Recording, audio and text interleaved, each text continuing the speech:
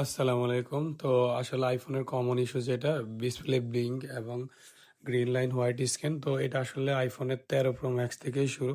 তো গত এক সপ্তাহ যাবৎ আমাদের হাতে বেশিরভাগ 13 প্রো ম্যাক্স বা 14 প্রো ম্যাক্স এই সেটটা বেশি আসতেছে, 14 প্রো আসতেছে হিউজ পরিমাণে। তো আসলে যারা এই ফোনগুলা কিনছেন সেকেন্ড হ্যান্ড, তারা হয়তো বেশিরভাগই বলতেছেন যে আমরা কোনো আপডেট টাপডেট কিছুই দেই নাই, আমরা এটা বা বিছানায় রেখে দিছি, বা কেউ বলতেছে যে এটা পানিতে একটু শুকাইছে, ওয়াটারপ্রুফ ছিল কিন্তু এটা ডিসপ্লে গ্রিন হয়ে গেছে।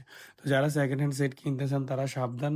আর অবশ্য 13 প্রো ম্যাক্স, 14 প্রো ম্যাক্স এগুলো অ্যাভয়েড করার চেষ্টা করবেন, কারণ এগুলো বর্তমানে খুব বেশি এই ইস্যুটা হচ্ছে। আর আমরা এই ইস্যুগুলা 100% ফিক্স করে থাকি।